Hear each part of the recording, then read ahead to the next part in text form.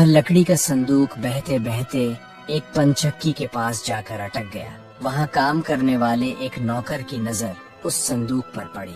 उसने सोचा कि उसमें जरूर कुछ कीमती चीज होगी। वह पानी में उतरकर उसे बाहर ले आया। जब उसने संदूक खोला तो हैरान रह गया। उसमें एक छोटा बच्चा सो रहा था। नौकर ने सोचा, यह बच्चा मेरे किसी काम का नहीं, क्यों न इसे अपने मालिक के पास ले चलूं?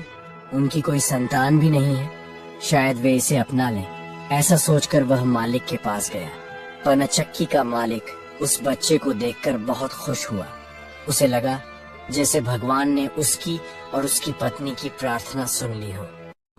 पति पत्नी दोनों ने बहुत प्रेम और स्नेह से उस बच्चे का पालन पोषण शुरू कर दिया। जैसे जैसे वह बालक बड़ा होने लगा, उसके चेहरे की आभा और तेज बढ़ते गए। जो भी उसे देखता बस देखता ही रह जाता। एक दिन भाग्य ने फिर कुछ ऐसा मोड़ लिया कि राजा एक बार फिर उसी बच्चे के पास जा पहुंचा। राजा किसी काम से उसी रास्ते से बाहर जा रहा था जिस रास्ते पर वह पनचक्की थी। तभी रास्ते में अचानक बहुत बड़ा तूफान आ गया तो राजा को उसी पनचक्की के पास रुकना पड़ा। पनचक्की पर एक सुंदर युवक को बैठा देखकर राजा चौंका। उसने पनचक्की के मालिक से पूछा, क्या यह तुम्हारा बेटा है? यह तो बहुत ही सुंदर है। पनचक्की का मालिक बोला, हाँ, यह मेरा बेटा है, क्योंकि मैंने ही इसे पाल पोस कर बड़ा किया है। आज से करीब 14 साल पहले यह बच्चा हमें एक लकड़ी के संदूक में मिला था। राजा को पुरानी बातें एकदम ताजा हो गईं।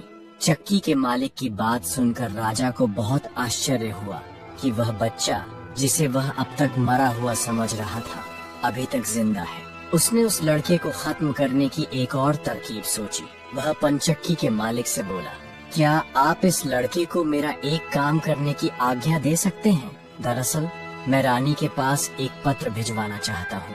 यह पत्र बहुत ही जरूरी है। मैं इस काम के लिए इसे सोने के 2 सिक्के दूंगा। चक्की का मालिक उसे भेजने के लिए तैयार हो गया और लड़का भी फौरन राजी हो गया। राजा ने झट से अपनी रानी को एक पत्र लिखा। उसने लिखा, जैसे ही यह लड़का तुम्हारे पास मेरा यह पत्र लेकर पहुँचे, तुम इसे मरवा देना और महल से दूर दफनवा देना। ये सब कुछ मेरे वापस आने से पहले हो जाना चाहिए। इतना लिखने के बाद पत्र को मुहर बंद कर राजा ने वह पत्र उस लड़के को दे दिया। लड़का वह पत्र लेकर राजमहल की ओर चल दिया। वह आज तक कभी अपने घर से बहुत दूर नहीं गया था, इसलिए वह राजमहल का रास्ता नहीं ढूंढ सका और जंगल में भटकने लगा। To be continue. अगला पार्ट जल्दी ही आएगा।